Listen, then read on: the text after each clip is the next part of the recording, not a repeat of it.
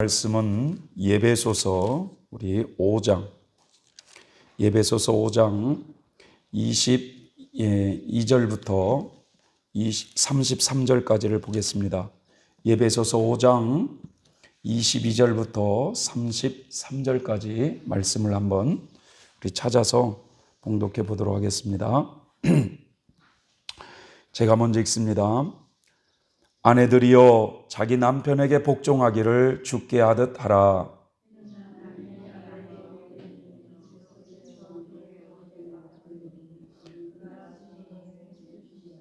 그러나 교회가 그리스도에게 하듯 아내들도 범사에 그 남편에게 복종할지니라.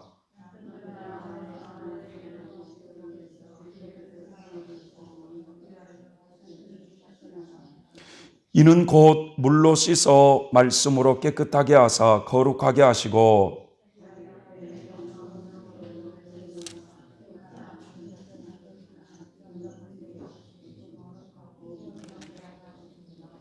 이와 같이 남편들도 자기 아내 사랑하기를 제 몸같이 할지니 자기 아내를 사랑하는 자는 자기를 사랑하는 것이라.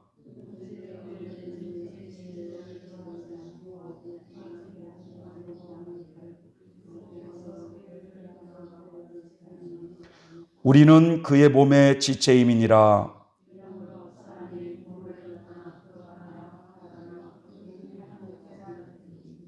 이 비밀이 크도다. 내가 그리스도와 교회에 대하여 말하노라. 그러나 너희도 각각 자기 아내 사랑하기를 자기같이 하고 아내도 그 남편을 경외함이니라. 아멘. 주님의 은혜가 이 자리에 있는 모든 이에게 함께 하시기를 기원합니다. 오늘 저와 여러분들이 읽었던 이 본문의 말씀에 바로 그리스도와 교회의 관계에 대해서 설명을 해주고 있습니다. 그리스도와 교회는 어떤 관계냐? 몇 년 전에 저 강원도 횡성의 어느 그 시골 마을에 노 부부의 삶을 몇 년을 두고 이 다큐멘터리로 찍은 영화가 하나 있었습니다. 그 영화 제목이 뭔지 아십니까, 여러분? 바로 니마 그 강을 건너지 마오라는 그런 영화가 있었습니다. 할머니가 이 할아버지에게 시집와 살은 지가 75년이라는 세월이 흘렀어요. 75년. 근데 굉장히 인고 부부처럼 살았다고 합니다. 어디를 가도 말이죠. 두 분이서 항상 손을 잡고 가고 식탁에서도 서로를 떠먹일 주려고 챙겨주고 그렇게 사랑하며 살았는데 어느 날 할아버지가 먼저 죽게 됩니다. 할머니는 집 앞에 있는 그 땅에 그 할아버지의 묘를 만들어 가지고 장세를 치르고 이제 할아버지의 그 옷을 그 묘 앞에서 태우는데 그 어린아이처럼 그 추운 겨울에 그 할아버지 이름을 막 부르면서 발을 구르면서 서럽게 우는 장면이 나와요. 다시는 돌아올 수 없는 니마 그 강을 건너지 마오라는 영화인데 관객이 450만이 넘었다고 그래요. 예. 많은 젊은이들도 그 영화를 보면서 나중에 결혼하면 저렇게 살아야 되겠다라고 하면서 눈물을 흘리며 고백하는 기억이 있습니다. 남녀가 그 10대의 어린 시절에 만나서 한 가정을 이루면서 함께 살은 지가 75년이라는 세월을 그렇게 함께 보냈다고 합니다. 이 부부 사이는 참 둘 다 남남이 만나는 건데 이제 두 사람이 결혼을 하면 한 몸을 이루는 참 신비입니다. 오늘 이 본문의 말씀에 보면은 아내들아 라고 이렇게 말씀하시고 그런 다음에 남편들아 이렇게 말씀하시는 내용이 나와요. 그런데 지금 사도 바울은 이 땅의 부부들에게 하려고 말하고 싶은 게 아니에요. 지금 이걸 예로 들은 거예요. 예로. 아내들아 주님께 순종하듯 남편의 권위에 순종하라. 남편이 아내의 머리가 되면 그리스도가 교회의 머리인 것과 같다. 교회는 그리스도의 몸이며 그리스도는 교회의 주가 되신다. 교회가 그리스도의 권위 아래 있는 것처럼 아내는 남편에게 순종하는 것이 당연하다는 것입니다. 그러니 아내들이여 남편에게 순종하십시오. 이렇게 말씀을 하시고 이어서 남편들아 그리스도가 교회를 사랑하듯이 아내를 사랑하십시오. 그리스도는 생명을 내어주기까지 교회를 사랑하셨습니다. 그리스도께서는 교회를 물로 씻고 말씀으로 깨끗하게 하셨습니다. 마치 아름답고 깨끗한 신부처럼 교회를 깨끗하고 거룩하게 하시기 위해 그리스도께서 죽으셨던 것입니다. 그러므로 남편들은 이와 같이 아내를 사랑하십시오. 자기 몸을 아끼고 사랑하듯 아내를 사랑하십시오. 자기 아내를 사랑하는 자는 곧 자기를 사랑하는 자입니다. 이것이 바로 그리스도가 교회를 위해서 하신 일입니다. 우리는 그리스도의 몸인 교회의 지체들입니다. 성경에서도 그러므로 사람이 부모를 떠나 자기 아내와 연합하여 한 몸을 이룰 것이다 라고 말씀하고 있습니다. 이 비밀이 놀랍고 크니 이것이 바로 그리스도와 교회의 관계를 두고 말하는 것입니다 라고 말씀하시면서 다시 한번 당부하는데 남편들은 아내를 내 몸같이 사랑하고 아내들은 남편에게 순종하십시오 라고 이렇게 말씀하고 있습니다. 사도 바울은 부부의 관계를 지금 말하려고 하는 것이 아니고 이 부부의 관계에 예를 들면서 그리스도와 교회의 관계가 부부의 관계와 같다라는 얘기를 하고 싶었던 것입니다. 이 그리스도와 교회와의 관계는 크고 놀라운 신비가 있어요. 예수님은 교회를 사랑하셨어요. 교회를 사랑하셨기에 자신의 생명을 십자가에 내어 주시기까지 사랑하셨습니다. 그래서 교회는 예수님의 십자가의 희생으로 탄생하게 된 것입니다. 그리스도는 교회를 깨끗하게 하고 거룩하게 하기 위해서 물로 씻고 말씀으로 깨끗하게 하셨다고 말하고 있습니다. 우리 모두는 그리스도의 몸인 교회의 지체들입니다. 어떤 사람은 입의 역할을 하는 사람이 있고 어떤 사람은 팔의 역할을 하는 사람이 있고 어떤 사람은 다리의 역할을 하는 사람이 있어요. 다 지체가 달라요. 우리 모두는 우리의 주인이 되시는 그리스도께 순종하는 자세를 가져야 합니다. 더 나아가 우리 모두는 순결하고 거룩한 삶을 살아야 하는 것입니다. 이것이 그리스도께서 교회에 바라시는 거예요. 사람들은 교회하면 자꾸만 건물을 생각합니다. 건물을 떠올라요. 아무개 무슨 교회. 참 저 교회 아름답게 지었네. 저 교회 참 이쁘다. 자꾸 건물을 생각하는 경우가 많습니다. 그런데 마가복음 13장 1절 이하에 보면 예수님께서 그 예루살렘 성전을 떠나실 때 한 제자가 예수님께 이렇게 말씀해요. 선생님 보세요. 선생님 보세요. 정말 성전이 아름답죠. 정말 아름다운 건물이죠. 자꾸 이렇게 제자가 그래요. 이 갈릴리 바닷가에서 고기만 잡던 사람이 어느 날 그 유대 도시 땅에 와가지고 예루살렘 성전을 보니 입이 짝 벌려져 가지고 감탄을 했던 것 같습니다. 이렇게 성전이 아름다울 수가. 그러니 예수님께 선생님 정말 아름답지요? 아름답지요? 이렇게 말씀하실 때 그 이야기를 들은 예수님이 이렇게 말씀하십니다. 너희가 이 건물을 보느냐? 너희가 이 건물을 보느냐? 돌 위에 돌 하나도 남지 않고 완전히 무너질 때가 올 것이다. 이 장면을 보면 여러분 교회 건물이 아름답고 크게 지었다고 주님은 만족해하지를 않습니다. 우리들이 분명히 아셔야 될 것은 성경에서 말하고 있는 교회라는 것은 건물이 아니에요. 교회는 예수 그리스도를 믿는 성도들이 모인 곳이 교회예요. 예수 그리스도를 통해서 구원받는 성도들 한 사람 한 사람이 교회인 것입니다. 그러기에 주님은 이렇게 말씀하셨어요. 두세 사람이 내 이름으로 모이는 곳에 나도 그들과 함께 하겠다. 교회는 예수 그리스도를 닮아 거룩한 삶을 추구해야 하는 것입니다. 오늘날 교회가 그리스도를 닮고자 하는 몸부림이 없다면 그 교회는 서서히 죽어가고 있는 교회와 똑같은 거예요. 프란시스가 그리스도를 믿은 지 얼마 되지 않았을 때 그 다미아노 성당에서 기도를 하고 있을 때 그 성당 벽에 걸려있던 십자가의 고상에 그 예수님에서 음성이 들립니다. 프란시스야, 프란시스야, 내 교회가 무너져가고 있구나.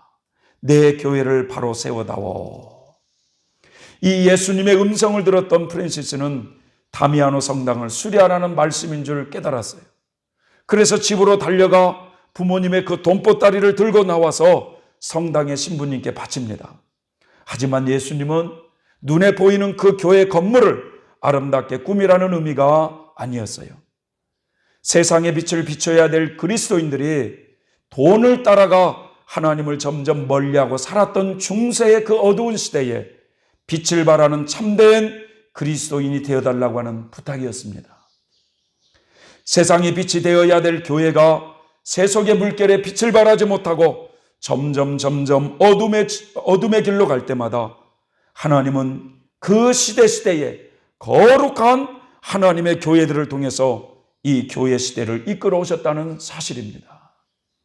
초대교회 때는 12 사도들을 비롯하여 사도 바울과 같은 사람들을 통해서 예수님이 어떤 분이신가를 세상에 알리셨어요. 사도들이 세상을 떠난 뒤에는 폴리캅이나 터툴리안이나 오리겐이나 어거스틴 같은 교보들을 통해서 예수님이 어떤 분이신가를 세상에 알리셨어요. 교회의 박해가 없어지자 베네딕토나 안토니오와 같은 거룩한 수도자들을 통해서 예수님이 누구이고 예수님을 본받아 살아가는 삶이 무엇인가를 세상에 드러나게 하셨습니다. 13세기에 가서는 그리스 사람들이 동양과 무역을 하게 되면서 많은 돈을 벌게 되자 돈이 최고구나, 돈이면 다 되는구나, 온갖 물질의 욕심에 빠져 하나님을 점점 멀리할 때 하나님은 프란시스를 통해서 프란시스야, 내 교회가 무너져가고 있구나, 내 교회를 바로 세워다오고 라고 프란시스에게 교회를 부탁한 것입니다. 16세기 종교개혁 당시에는 교회가 하나님의 말씀에 바로 쓰지 못하고 면죄부 판매로 인해서 성도들이 타락해 갈 때 하나님은 마틴 루터를 통해서 오직 성경으로, 오직 믿음으로, 오직 은혜로 인간은 죄에서 구원을 받는다고 강력하게 외치면서 타락한 교회를 일깨우기 시작했습니다. 칼빈 그리고 요한 웨슬레 같은 위대한 하나님의 사람들을 통해서 교회가 세상에 빛을 발하게 하셨어요. 우리 한국 땅에도 일제의 핍박과 그 일본인들이 섬기는 그 신사 앞에 많은 사람들의 신앙이 무너져갈 때 주기철 목사님이나 이성범 목사님이나 이영도 목사님 같은 분들을 통해서 교회를 회복시키는 일을 하셨어요. 12 사도들로부터 시작된 교회가 근 2000년이라는 세월이 흘러 지금까지 교회가 존재할 수 있었던 것은 아름답게 꾸민 예배당이 있어서 지탱한 것이 아니고 교회에 무슨 행정 조직이 잘 짜여서 지탱한 것도 아니고 사람들이 무슨 헌금을 많이 내어 교회가 지탱한 것이 아니라 예수님을 뜨겁게 사랑하는 성도들을 통해서 지금까지 이 땅에 교회가 유지되고 있다는 사실입니다. 우리는 예배소서를 통해서 몇 가지를 새겨야 됩니다. 하나님은 창세전에 우리를 그리스도를 통해서 구원하시려고 작정하셨다는 것을 우리는 깨달았어요. 우리를 구원하시려는 그 목적은 어디에 있느냐? 흠없는 거룩한 백성으로 삼아서 하나님의 찬송이 되게 하시려는 뜻이었습니다. 하나님은 일찍이 첫사람 아담을 통해서 이 뜻을 이루려 하셨지만 첫사람 아담은 마귀의 미혹에 넘어가 실패한 자가 되었습니다. 이 땅에 죄를 불러온 자가 되었어요. 그러하여 모든 사람들이 불순종과 죄로 인하여 영적으로 죽은 사람들이 되어버린 것입니다. 그래서 사람들은 하나님을 찾지 않고 세상 사람들과 똑같은 가치관을 가지고 마귀의 종이 되어 살았습니다. 하나님 없이 세상의 험한 것을 추구하며 살았어요. 그런 우리를 하나님은 이 땅에 마지막 아담으로 예수 그리스도를 보내셔서 모든 죄인들의 죄를 그리스도에 담으셔서 십자가에 못 박혀 죽이셨어요. 그래서 예수님이 2000년 전에 저 갈보리 언덕에서 죽으셨을 때 우리의 옛사람이 그분과 함께 죽었다는 사실이에요. 하나님이 그 예수님을 사흘 만에 다시금 살리셨을 때 그리스도와 함께 우리도 살게 되었다는 것입니다. 하나님이 그리스도를 다시금 들어 올리시어 하나님 보좌에 앉으셨을 때 이제 우리도 부활의 몸을 입으며 하나님께서 재창조하신 그 새하늘과 새 땅에서 모든 것을 새롭게 우리가 누리면서 영생 복락을 누리게 될 것입니다. 그런데 여기서 중요한 것 한 가지는 예수님께서 마지막 아담으로 십자가에 죽으셨을 때 단 한 가지 죽어지지 않는 것이 있었습니다. 그것은 바로 인간의 영혼이라는 거예요. 영혼은 죽어질 수가 없는 거예요. 그래서 우리 인간 영 속에 뿌리 박혀 있는 이 죄성과 정욕의 문제를 해결하기 위해서 하나님은 우리에게 40년 광야 연단의 과정을 허락하셨다는 것입니다. 이 광야 연단의 과정을 통해서 성령의 물로 씻고 말씀으로 정결케 하여 우리를 정결하게 거룩하게 한 다음에 하나님의 생명을 주어 새로운 성품으로 거듭나게 하실 계획을 가지고 있었던 것이죠. 오늘 예배소서 5장에서는 그리스도와 우리의 관계를 부부의 관계로 설명하고 있습니다. 그리스도는 우리를 사랑하셔서 저와 여러분들을 사랑하셔서 자신의 몸을 십자가에 아낌없이 내어 주셨다는 것입니다. 그리스도는 우리를 깨끗하게 하고 거룩하게 하시려고 물로 씻고 말씀으로 정결하게 하시려고 우리에게 성령을 보내주셨고 그리고 말씀을 주셨다는 것입니다. 여러분, 성령의 도우심이 없이 어떻게 회개가 되고 정결해질 수가 있겠습니까, 여러분? 하나님의 말씀 없이 어떻게 사람이 정결해질 수가 있겠습니까? 말씀을 통해서 무엇이 빛이고 무엇이 어둠인가를 우리는 깨달을 수 있지 않겠습니까? 그리스도는 교회를 사랑하셔서 아낌없이 자신을 내어주시고 이 땅에 성령님을 보내주시고 또한 말씀을 우리에게 주셨습니다. 그 이유는 교회를 깨끗하고 거룩하게 하시려는 뜻이었습니다. 이런 하나님의 뜻을 깨닫고 이 땅에서 열심히 거룩을 사모했던 사람들이 바로 교회 시대에 입맞는 종 14만 4천 이분들이 여러분 하나님께서 보시기에 진정한 교회들이었습니다. 이분들이 진정한 예수님의 아내들이었습니다, 여러분. 오늘날 교회는 그리스도의 신부다. 교회가 그리스도의 신부다. 라는 이 말씀을 목사님들을 참 많이 하죠. 교회가 그리스도의 신부다. 그런데 여러분, 그게 맞는 것 같기도 하지만 그게 또 성경적이지는 않습니다.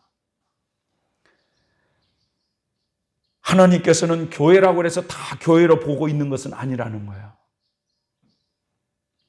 예수 그리스도를 통하여 구원받은 성도들이지만 그 구원받는 성도들을 다 같이 거룩하고 흠이 없게 보는 것은 아니라는 겁니다. 예수님을 믿는다고 다 아내가 되는 것은 아니라는 거예요. 여러분, 어린 양이 어디로 인도하든지 물속이든지 불속이든지 따라가는 자들, 사람 가운데 구속을 받아 처음 익은 열매로 하나님께 드려진 자들, 그분들의 입에는 거짓말이 없고 흠이 없는 자들, 바로 이런 분들이 진정한 교회요 그리스도의 신부라고 말씀하고 있습니다. 계시록 19장을 보면 여러분 어린 양의 아내들이 준비가 되어 있어요. 그런데 그분들에게는 깨끗하고 흰 맑은 세마포옷을 입혀줍니다. 신랑 되신 예수님, 그리고 신부가 되신 그 어린 양의 아내들, 그분들에게 깨끗한 세마포옷을 입혀주셔서 어린 양의 혼인잔치를 준비를 해요. 그런데 신랑과 신부만 있는 것이 아니라 그 혼인잔치에 초대받은 하객들도 성경은 나오고 있습니다. 하객들. 그런데 성경은 그 하객들, 그 혼인잔치에 초청을 받는 자들도 복이 있다고 말씀하고 있습니다. 혼인잔치의 주인공은요, 하객들이 아닙니다. 신랑과 신부예요. 부부예요, 부부. 천국의 주인공은 어린 양의 아내인 신부들입니다. 이분들이 하객들을 혼인잔치에 초청하지 않으면 천국에 초대받을 수가 없어요. 하나님은 어린 양의 아내들에게, 신비다운 신부다운 신부, 교회다운 교회들에게 천국의 유업을 주십니다. 마치 삼성그룹의 이건희 회장님이셨던 그분이 돌아가실 때 자녀들에게 그 기업을 다 물려준 것처럼 천국이라고 하는 그 유업을 누구에게 물려주시느냐? 어린 양의 아내들, 다시 말하면 신부 대신 교회들에게 물려주신다는 사실이에요. 성경에서 말하고 있는 진정한 교회가 누구냐? 바로 휴거되는 성도들이라는 것입니다. 그분들의 삶을 보면 여러분, 하나님은 이 교회에 많은 지체들을 주셨죠. 목사라고 하는 지체를 주신 분도 있고, 장로님이라는 지체를 주신 분도 있고, 또 권사님이라는 직분을 받은 사람들도 있고. 그런데 하나님께서는 우리가 다 이렇게 이런 직분을 주신 이유는 연약한 성도들을 온전케 하며 봉사의 일을 하게 하며 그리스도의 몸인 교회를 세워가기 위함이라고 말씀하고 있어요. 그래서 이 교회 시대에 이기신 분들을 보면은 어떤 분들은 그 예수님의 몸의 지체로서 입의 역할을 하는 사람이 있어요. 그 입의 역할을 잘 빛 가운데 잘해서 예수님의 빛을 발하는 이런 참다운 교회가 있는가 하면, 어떤 사람은 손의 역할을 잘 감당해서 예수님의 빛을 발하는 이런 성인분도 있습니다. 모두가 다 입만이 아니었어요. 모두가 다 손만이 아니었어요. 손의 역할을 하는 사람이 있었던가 하면 발의 역할을 하는 사람도 있었고, 또 보는 역할을 하는 사람도 있었고, 입의 역할을 하는 사람들이 다 있었지만 어떤 지체를 가지고 봉사를 하든 간에 예수님을 뜨겁게 사랑했던 분들이었다는 거죠. 4세기경 유럽의 어느 나라에 아주 연로한 데다가 심한 병까지 겹친 한 사람이 있었습니다. 근데 그의 아내는 병으로 일찍 세상을 떠났고, 그에게는 15살 되는 딸 하나가 있었어요. 마음씨 착한 이 딸은 말이죠, 병든 아버지를 극진히 간호합니다. 그런데 어느 날 아버지가 기도하던 중에 이런 결심을 하게 돼요. 이제 나의 살 날도 얼마 남지 않았는데 남은 여생을 기도하며 살고 싶다라는 그런 마음을 품고 어느 수도원에 들어가서 그렇게 기도하다가 가고 싶다라는 이런 꿈을 품습니다. 그 사실을 딸에게 이야기를 했더니 딸은 눈물을 흘리면서 아버지를 만류하는 거예요. 아버지께서 수도원에 들어가시면 누가 병든 아버지를 보살필 수 있겠느냐고 하시면서 만류하는데도 아버지가 수도원에 가시면 저도 따라가겠다고 막 그 딸이 그러는 거예요. 그런데 그 수도원은 남자만 들어갈 수가 있는 곳이었기 때문에 여자인 데오도르는 아버지를 따라갈 수가 없었어요. 그래서 이 고심 끝에 그 딸은 아버지처럼 머리를 깎고 남장을 하기로 결심합니다. 남자의 옷을 입고 행동도 남자처럼 하였습니다. 수도원 사람들 중에 어느 누구도 그녀가 여자인 사실에 대해서 눈치채지 못했어요. 그래서 이제 수도원에 들어와서 아버지를 늘 곁에 모시면서 힘든 수도 생활을 시작하게 됩니다. 이 데오도르는 수도원에서 주로 굳은 일과 힘든 일을 다 맡아 했어요. 수도원에서 멀리 떨어진 곳에 시장이 하나 있는데 시장에서 장을 보는 일은 항상 데오도르의 몫이었습니다. 얼마 뒤에 아버지가 병환으로 돌아가셨지만 이 데오도르는 그 후에도 계속 수도원에 머물면서 청소라든지 부엌에서 일을 하는, 시장에 가는 일 등등의 허드렛 일을 도우면서 살아갑니다. 그런데 이 장 보는 일이 무척 무척 힘들었어요. 이 수도원과 이 시장은 거리가 굉장히 멀었기 때문에 무거운 짐도 짐이지만 너무 늦으면 근처에 있는 식당에서 하룻밤을 자야 했습니다. 그런데 그 식당에는 기질이 좋지 않는 방탕한 처녀가 하나 살고 있었어요. 분명히 나쁜 탓인지 이 동네 건달과 어울려 놀더니 그만 이 처녀가 아이를 베고 맙니다. 시집도 가지 않는 이 처녀가 아이를 베었으니 얼마나 난처합니까? 그러자 이 처녀가 그 건달 청년과 의논을 하니까 이거 어떻게 쓰면 좋겠느냐? 이 건달 청년이 이곳에 왔다 갔다 하는 수도사 데오드루에게 당했다고 그렇게 말을 하라는 거예요. 그래서 이 식당집 딸은 아버지에게 그렇게 거짓말을 합니다. 그 사실을 안 그 식당 주인은 화가 머리끝까지 올라가지고 수도원을 찾아가서 온갖 행패를 부렸어요. 그래서 결국 수도원에서 명예를 더럽혔다는 이유로 데오도르는 온갖 비방의 소리를 들으면서 수도원에서 쫓겨납니다. 그녀는 생각하기를 아마 다른 수도사가 순간적으로 실수를 하였는지도 모르겠다. 만약 그 수도사가 죄를 지었다는 것이 들통나면 그 수도사는 그 수도원에서 쫓겨날 것이 분명하고 타락의 길을 걸을 것이 분명한데 차라리 내가 누명을 쓰고 당하자. 이렇게 마음을 먹고 변명하지를 않았어요.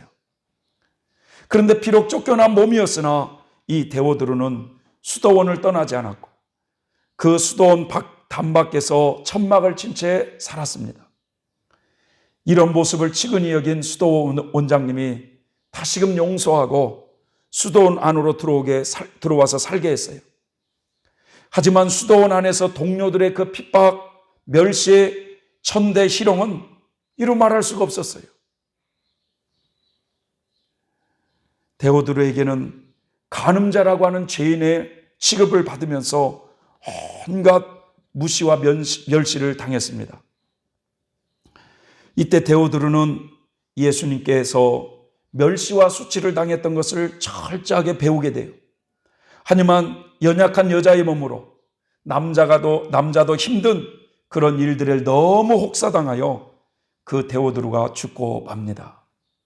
근데 이 수도원 사람들이 데오드루를 장사 지내기 위해서 그의 옷을 벗긴 순간 모든 사람들은 깜짝 놀라고 말았어요.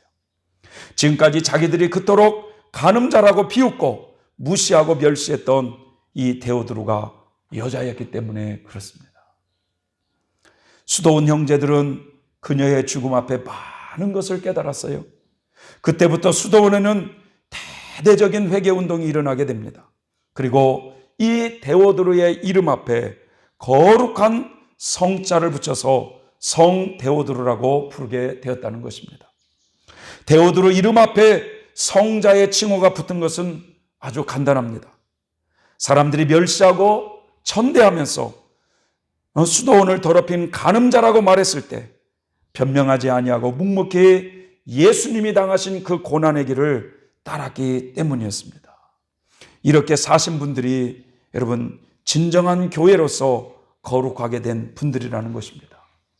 오늘날 많은 가정이 깨지고 무너져 가고 있습니다.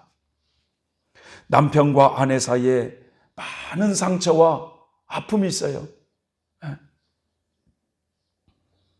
어떤 남편은 하루 종일 정말 경쟁하면서 돈을 벌어다 주는데 이 아내는 돈을 물 쓰듯 쓴다는 거예요. 이거 어떻게 하면 좋겠느냐고. 도대체 저 여자를 사랑하려 사랑할 구석이 안 보인다고. 이렇게 말하는 사람도 있지만 여러분 버는 사람이 있으면 쓰는 사람이 있어야 되지 않겠습니까? 여러분?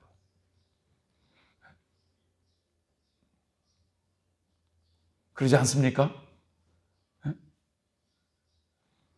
가정이라고 하는 한 울타리에서 남자가 땀을 흘려서 벌으면 그 가정을 지키기 위해서 그 여자가 쓰는 경우도 있어요. 부부는 한 몸이기 때문에 그걸 나쁘다고 볼 수는 없어요. 오늘날 그런 모습을 여러분 이렇게 가정의 부부 사이가 깨지고 이혼하고 이런 모습이 여러분 오늘날 우리와 그리스도의 관계의 모습이 아니겠습니까, 여러분? 오늘날 교회들이 무너져 가고 있어요. 거룩을 사모하고 그리스도를 사랑해야 될 교회가 점점 무너져 가고 있습니다. 코로나라고 하는 질병으로 교회는 그리스도에게서 점점 멀어져 가고 있어요. 그러면서 그 사람들은 지금 그리스도 안에서 멀어져 가고 있는 그 사람들은 지금 뭐 하고 있느냐? 정욕을 즐기고 있더라는 거예요. 지금은 고인이 되셨지만 여러분 김선영 목사님의 간증에 그런 간증이 있습니다. 이 목사님이 어느 교회에 초청받아 집회를 하러 딱 간 거예요. 교회에 도착하니까 참 깔끔하게 차려입은 어느 분이 주보를 나눠주면서 잘 오셨다고 인사를 그렇게 상냥하게 하더라는 거예요. 성도님들이 말이죠, 정장을 다 입고 참 깔끔하게 옷을 입고 교회에 오셨다는 거예요. 그런데 강대상에서 그 성도님들의 모습을 딱 보는데 순간 주님이 환상으로 몇몇 성도들의 모습을 보여주는데 어느 장로님은 그 겉모습은 양복을 깔끔하게 입고 오셨지만 마네킹의 모습으로 보이더라는 거예요. 생명이 전혀 없는 죽어있는 마네킹의 모습으로 보이더라는 거예요. 어느 성도님은 그렇게 깔끔하게 옷을 차려입고 왔는데 뱃속에 벌레가 우글우글 하더라는 거예요. 그것을 가려보기 위해서 옷으로 이렇게 저렇게 하는데 그 속에 벌레가 가득하더라는 거예요. 여러분 이것은 무엇을 의미합니까? 예수를 믿으며 거룩을 사모해야 될 교회가 세상적으로 꽉 차 있는 현대 교인들, 영적으로 죽어가고 있기에 어느 경우는 마네킹 같고 어느 경우는 벌레가 우글우글하는 그런 모습으로 보이더라는 겁니다. 여러분 세상적으로 가득 차 있는 그런 경우를 하나님이 나의 신부다라고 그렇게 말하겠어요? 토하기 직전인 그런 더러운 모습을 보고 그들은 나의 신부라고 주님이 말씀하실까요? 예수님이 어떤 분이신데 아무나 신부를 삼겠습니까, 여러분? 사람들은 성경을 너무나 잘못 보고 있어요. 마지막 때를 살고 있는 이 시대에 여러분 우리가 진정으로 회복해야 될 것은 우리들이 거룩을 사모해야 된다는 거예요. 예수님을 닮으려고 애를 써야 된다는 거예요. 거짓말을 버리고 화가 나더라도 해가 지기 전에 풀으려고 하고 말을 할 때는 남의 헌담을 그치고 칭찬하는 말을 하도록 노력하고 하나님의 성령을 슬프게 하지 말아야 된다는 거예요. 가시돋친 말로 말이죠. 다른 사람의 마음을 아프게 하지 말 것이고 친절하게 대하고 사랑과 온유함으로 하나님이 우리를 용서함과 같이 남을 용서하며 살으라는 거예요. 끊임없이 우리의 마음에 파고드는 이런 욕심을 버리고 성적인 죄를 멀리하고 하나님의 빛의 자녀답게 살라는 거예요.